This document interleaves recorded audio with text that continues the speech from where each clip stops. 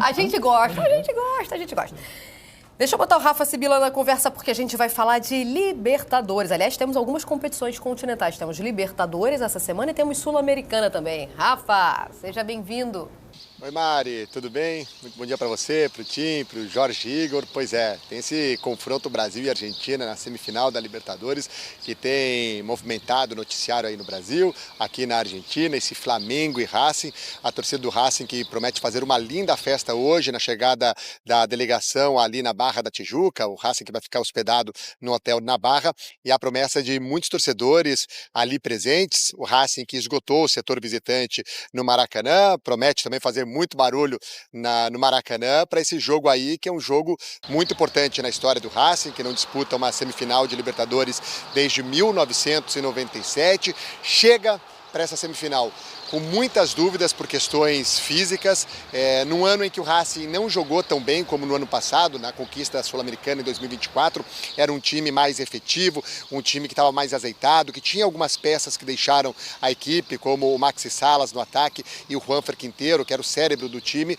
Então é um time que hoje tem muito mais dificuldades para conseguir jogar no contra-ataque ou propor um jogo. Mas o Costas adotou uma estratégia de poupar o time nas últimas 3 rodadas no Campeonato Argentino. O time titular do Racing não entra em campo desde o dia 2 de outubro, quando foi eliminado na Copa Argentina, derrota por 1-0 para o River Plate. Mesmo poupando os titulares, quando ele colocava os reservas em campo, e aí no segundo tempo queria dar um pouco de minutos para os titulares, acabou tendo lesões nesse período. Então o Franco Pardo, zagueiro titular, está fora desse jogo contra o Flamengo e provavelmente estará fora do jogo da semana que vem. O Gabriel Rojas, lateral esquerdo, que é peça fundamental no esquema do Rojas, do Costas, sentiu uma lesão muscular no jogo do Banfield há 9 dias e vai ter uma avaliação de última hora para saber se terá condições. A mesma situação está o Santiago Sousa, que é um volante, mas que também joga de líbero na zaga, que é o capitão do time, referência ali no meio de campo do Racing e que também terá uma avaliação ali de minutos antes da bola rolar para saber se ele poderá ser titular. As boas notícias para o torcedor do Racing é que o Nardoni e o Mura, lateral direito Mura, e o volante Nardoni parecem estar recuperados de lesões e eles sim estariam à disposição, mas é isso. É um time que chega muito com muitas dificuldades físicas, não por uma quantidade enorme de jogos, mas acabou acontecendo nesse período da temporada que jogadores que são pilares do Racing sofressem com lesões musculares. Rafa, eu vou chamar, é que o Rafa é suspeito para falar, tá? Mas o Racing é a melhor equipe argentina dos últimos 2 anos. Então você pode não querer falar aí, porque o pessoal fala que dá ruim se falar um negócio desse, mas é verdade. A melhor equipe argentina dos últimos 2 anos é o Racing. E se a gente olhar... Aliás, eu vou voltar lá em 24 só para justificar esse recorte, tá? Vamos voltar no ano passado. O Racing foi campeão da Sul-Americana, é campeão da Recopa, e quando a gente olha para confrontos contra equipes brasileiras, também foi muito superior. É bem verdade que ainda não enfrentou uma do quilate do Flamengo. Vocês vão ver no momento, né, na atual conjuntura, vocês vão ver aqui que a gente fala de outras prateleiras. A gente vê confrontos contra o Bragantino, Atlético Paranaense, Corinthians, Cruzeiro. Pegou o Botafogo campeão da Libertadores, só para ser justa, o Racing como campeão da Sul-Americana enfrentou um Botafogo campeão da Libertadores, não foi isso? E aí é campeão, mas, então beleza. Mas num contexto com diferente, mas é que era o atual campeão, só para contextualizar sim. Que a gente fala assim de uma equipe de um outro nível das outras 5 aqui. Teve o Fortaleza também. Inclusive isso é destaque na imprensa argentina. O Rafa citou o destaque da equipe, o Nardoni, avaliado hoje em 11 milhões. O jogador mais caro, que é ele, vale 11 milhões. O jogador mais caro do Flamengo, que é o Samuel Lino, no elenco atual, é 22. Então, o que a imprensa argentina hoje aborda, não é isso, Rafa? É principalmente a diferença, mais uma vez, a diferença de orçamento, né? Isso foi abordado, Mari, pelo próprio Gustavo Costas na coletiva após vitória sobre o Aldosivi na sexta-feira passada, quando já projetando o jogo contra o Flamengo. E aqui na Argentina se costuma usar a palavra ou bilheteira ou bijete para falar, eles têm muito mais bijete ou bilheteira que a gente, né? Que seria muito mais dinheiro, muito mais carteira do que o Racing nesse momento. E aí o Costas até fala uma comparação assim, não, os jogadores deles ganham muito mais do que os nossos, o técnico deles ganha muito mais do que eu, falando sobre essa questão da diferença econômica que existe entre os dois times. O Racing é um time que nos últimos anos, né, principalmente na última década, se estruturou financeiramente, se recuperou, é um time que paga em dia, não tem dívidas, que faz compras no mercado. O Nardoni, que está avaliado em 11 milhões de dólares, chega ao Racing numa compra que o Racing faz junto à União de Santa Fé, pagando 5 milhões de dólares. E tem outros jogadores aí no elenco do Racing que o Racing pagou. O Vergara foram 3 milhões de dólares e outros jogadores que o Racing vai ao mercado e compra. A grande diferença é que há um teto nesse valor que o Racing consegue investir, né? Não vai conseguir trazer um jogador no preço do Samuel Lino, e também a questão de salário, né? Quanto que cada um desses jogadores recebe. O Racing teve muita dificuldade esse ano, no início do ano, fazendo o planejamento financeiro para 2025, que era atualizar os contratos dos jogadores campeões de 2024. Então, o grande trunfo do Racing na primeira janela do ano não foi a de contratar um nome, não veio ninguém em janeiro, era não perder os jogadores. O Juanfer foi embora porque disse que tinha uma questão familiar e o Roger Martínez deixou o time no início do ano porque recebeu uma proposta da Arábia. Mas o resto do elenco, o Racing foi atualizando os contratos para conseguir manter os jogadores. Veio o meio do ano, aí o River quis o Salas, pagou 10 milhões de dólares pelo Salas, que era um dos pilares ali, um dos principais jogadores do Racing, e aí o Racing foi ao mercado no meio do ano. Trouxe, como eu disse, o Vergara, trouxe o Konechny, trouxe o Franco Pardo, que deu uma ajeitada nessa zaga do Racing, vai ser um desfalque muito importante para o jogo de amanhã. Mas é isso, Mari, é um time que tem uma diferença, principalmente o Racing, porque quando a gente olha Boca e River ainda conseguem competir de certa forma com os times brasileiros que fazem mais investimentos no Brasil. O Racing não, o Racing precisa ser mais inteligente no mercado, porque tem uma torcida menor do que o Boca e o River, arrecada menos com patrocinadores, com material esportivo, mas mesmo assim é um time que está organizado nos últimos anos para ter esse nível de jogadores e deu um encaixe, deu liga com o técnico que tem, num esquema muito bem definido do Gustavo Costas, né? Não é um esquema de muito repertório, é um time que joga muito na ligação direta, vocês vão ver isso amanhã no Maracanã, buscando sair rapidamente em contra-ataques para machucar o adversário, mas que quando tem a bola no pé, acaba usando muitos laterais e por isso preocupa esse teste que o Rojas vai fazer nesses 2 últimos dias para saber se está em condições, porque o Racing não tem muito jogo pelo meio. O jogo do Racing é pelas laterais, ou com o Rojas pelo lado esquerdo, ou com o Mura, ou eventualmente o Martirena, qual dos 2 laterais estiver jogando pelo lado direito. Como não tem mais, eu falei, o Juanfer Quinteiro, é um time que tem essa dificuldade na criação no meio de campo. O Nardoni faz bem essa função, mas ele é mais volante do que um meia de criação. Mas vai ser uma volta importante para o Racing, o Nardoni presente ali ao lado do Almendra, e se o Sousa estiver recuperado ao lado do Sousa, e aí pode ser um esquema híbrido o do Racing amanhã. Em alguns momentos com uma linha de 3, com o Sousa entre os 2 zagueiros, o Colombo pelo lado direito e o Rojo pelo lado esquerdo, ou com o Sousa adiantado, fazendo uma linha de 3 no meio de campo, com 3 volantes, Sousa, Nardoni e Almendra. E o Flamengo vai ter que ter muita atenção contra esse time do Racing, que é um time muito perigoso, é sempre difícil jogar contra times disputando todas as fichas na Libertadores, já que o time não anda nada bem no Campeonato Argentino. É apenas o 8º colocado com 18 pontos em 13 jogos e somente com saldo de 1 gol, ou seja, fez 14 gols, mas também levou 13. Então, está apostando todas as fichas, né, nesse Campeonato de Libertadores da América. Então, o Flamengo vai ter que estar muito atento para conseguir fazer um bom jogo, conseguir um bom placar para levar para a Argentina, mas se preocupar também em não correr riscos de tomar gols e aí complicar tudo no Maracanã. O Che Sibila, esse personagem fascinante que é Costas, né, Gustavo Costas, que parece lá no Racing uma mistura de técnico e torcedor ao mesmo tempo. Você acha, Che Sibila, que amanhã Costas vai procurar transformar o Maracanã no Museu de Cera para ter o menos jogo possível para levar a coisa para a Avejaneira na semana que vem? Eu acho que é possível que o Racing tente cortar o jogo, né, picar o jogo, fazer com que a bola role o menos possível.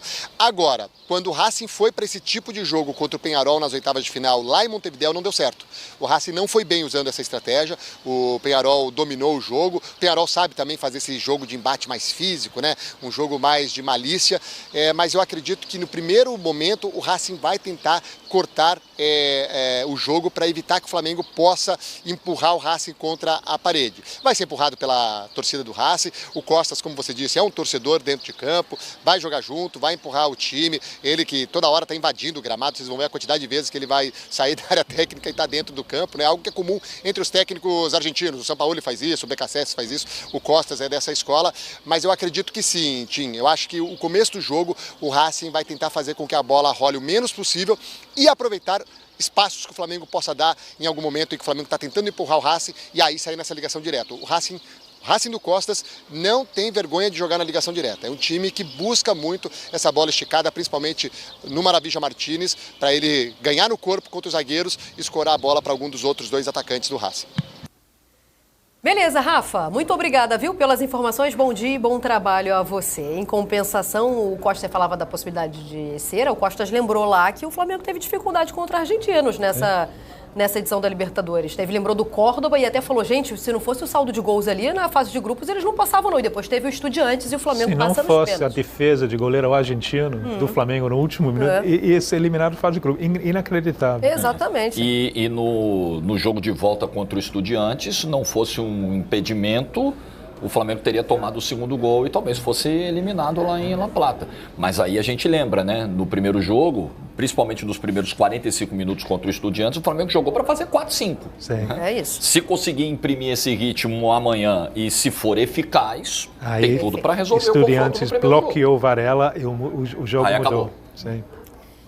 11h24, vamos fazer a... Quarta, então, a primeira semifinal, o Flamengo recebe o Racing. E aí eu já chamo o Rafael Marques aqui conosco, porque os argentinos estão chegando, mas é o Flamengo forte e empolgado depois da boa vitória sobre o Palmeiras no Brasileiro. Rafa. É isso, Bruno, companheiros, bom dia a vocês, ao Fã Esporte conectado com a gente aqui no Sport Center. A empolgação é muito grande aqui no Flamengo em relação às duas competições, a Conmebol Libertadores e o Campeonato Brasileiro. Durante toda a construção, a narrativa para o jogo do último domingo contra o Palmeiras, de que era uma final antecipada, o Flamengo se desenvolveu, se solidificou na expectativa de vencendo, pegar o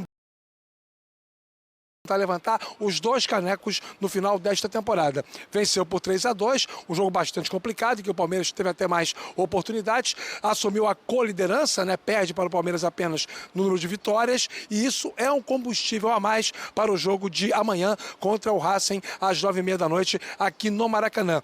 E a maior prova de que a torcida compra esse momento é que nós temos uma perspectiva novamente de recorde de público do novo Maracanã. O Flamengo tem os 10 maiores públicos do estádio desde a sua reforma em 2013 para a Copa do Mundo de 2014. E o recorde foi obtido há pouco tempo, no jogo contra o Cruzeiro, pelo Campeonato Brasileiro, quando pouco mais de 72.500 torcedores compareceram aqui no Maracanã. Os ingressos estão esgotados para o jogo de amanhã e nós podemos ter um público superior a esses 72.500.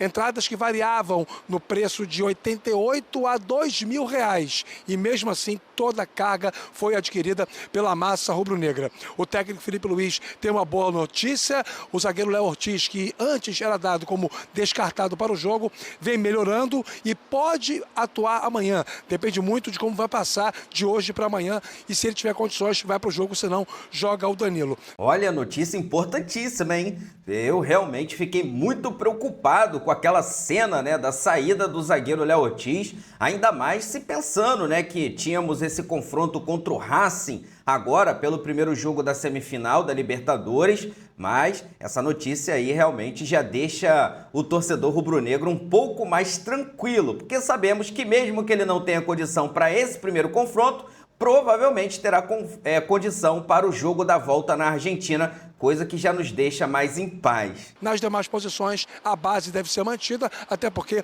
o Flamengo venceu o seu principal concorrente do Campeonato Brasileiro e o Felipe Luiz não dá muito disposto a fazer rotações pensando em ter o mesmo êxito na Libertadores. Bruno. Essa questão do time é importante para a gente destacar também, Rafa, mas em cima da outra informação que você passou da procura e dos mais de 70 mil ingressos vendidos, não é, Jailson? Durante a data FIFA, a gente conversava sobre esses jogos Botafogo e Palmeiras, como seriam importantes para o Flamengo recuperar o bom futebol, mas para não chegar pressionado, não é, Jailson, para essa primeira partida. Longe de estar pressionado, então, com essas duas vitórias? É questão do ambiente, né? Justamente aquela vitória fora de casa no Clássico, contra o Botafogo, e a vitória na final antecipada do Campeonato Brasileiro. E aí o ambiente já muda completamente. Para amanhã, a expectativa, sim, do Maracanã lotado. Rafael Marques já está falando aí, né, de possível quebra de recorde. Mas a questão da pressão. Não vai ter... Provavelmente os jogadores vão ter uma gordurinha a mais para alguns erros que provavelmente não teriam se o resultado tivesse sido adverso. Porque aí agora é empolgação e a torcida empurrando que vai ser importante, porque o ambiente lá nunca é fácil também, né, Donk? Não, sem dúvida nenhuma. É importantíssimo o duelo daqui. E acho que isso faz toda a diferença, né? Porque a gente tá falando de um momento que era crucial, era a semana decisiva do Flamengo na temporada. Imagina se o cenário fosse contrário, de 2 derrotas, como chegaria? Como chegar extremamente positivo e também falar de individualidades, né? Como chega o Pedro, por exemplo, depois do momento espetacular do que viveu no final de semana contra o Palmeiras, o Arrascaeta. Tem outras individualidades ainda tentando recuperar o melhor momento, mas assim, esses dois chegam... Hoje chega bem também. Chega bem também, você tem o questionamento em cima ali do Samuel Lino, mas você tem o Jorginho fortalecido. Enfim, acho que o Flamengo chega não só coletivamente, mas em grande parte as suas individualidades ali bastante fortalecidos para esse duelo com o Racing. E aí não pode, ou pode ter discussão sobre a titularidade do Pedro? Então, ele mesmo já deixou isso baixo, né? Ele falou, não, quem escala é o professor, tô aqui para cumprir, dependendo da estratégia. Mas eu não discuto. Mas será que o Felipe tem essa dúvida? Depende da defesa adversária, ele já falou isso. Depende da estratégia que ele monta. A gente já falou isso aqui há muito tempo, na época que ainda se falava que o Pedro e o Arrascaeta não podiam jogar junto. Eu achava isso absurdo. Sim. Eu achava isso absurdo, porque para mim o Pedro é um dos melhores centroavantes do país e não vejo por que, né, ele ser reserva nesse time do Flamengo.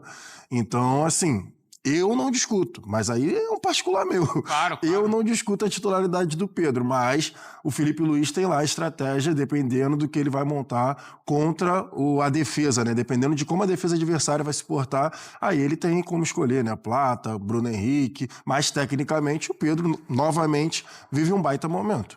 Exato, né? Porque depois do que ele fez contra o Palmeiras, Donk. Eu entendo também essa questão da estratégica, pensando no encaixe com o adversário, mas depois de uma atuação dessa, cara, eu acho que não dá pra você pensar em partir pra uma partida sem ele. Uma partida desse nível contra o Racing, ainda mais ele saindo bem da área, mesmo que você tenha uma defesa bem fechada, olha o primeiro gol, né? Como ele sai, libera o espaço pro Arrascaeta acabar infiltrando. Então acho que não é que você se limitaria caso você tiver uma defesa mais fechada, pelo contrário. Como ele pressionou também a saída de bola, né? Exatamente. Então acho que num jogo desse caráter, por mais que você possa pensar que um encaixe uma característica, o Plata ou o Bruno Henrique pode ser melhor, mas acho que você tem que considerar o que aconteceu no final de semana. Para mim isso não dá para você desassociar e eu iria sem dúvida nenhuma com o Pedro para essa partida. O Rafael Marques já volta pra gente falar mais então de Flamengo, Racing, tem também o jogo de ontem do... Então tá aí, meus amigos, agora é pensar em virar a chave, porque, meus amigos, agora é semifinal de Libertadores da América, jogo importantíssimo para o Flamengo no Maracanã. É importante que o Flamengo consiga um bom placar para levar esse confronto para a Argentina com segurança. Lembrando que só faltam 2 jogos para o Flamengo chegar numa decisão de Libertadores novamente. E aí, quem sabe, né, brigar por um tetracampeonato, ou seja, estamos a 3 jogos, a 3 passos de sermos o primeiro tetracampeão de Libertadores da América. Mas lógico, um passo de cada vez. E o primeiro passo é esse confronto contra o time do Racing, que vai acontecer nesta quarta-feira no Maracanã. Maracanã que vai estar completamente lotado para receber esse grande jogo. Vou deixar aqui os créditos para o canal do Sport TV e também para o canal da ESPN Brasil. O link deles se encontra na descrição do vídeo como forma de crédito. Vou pedir a você que não é inscrito para se inscrever no canal, ativar o sino e deixar o like. Daqui a pouco eu volto e trago mais novidades do Mengão para vocês. Afinal de contas, isso aqui é nossa paixão, isso aqui é nosso amor. Fui, nação!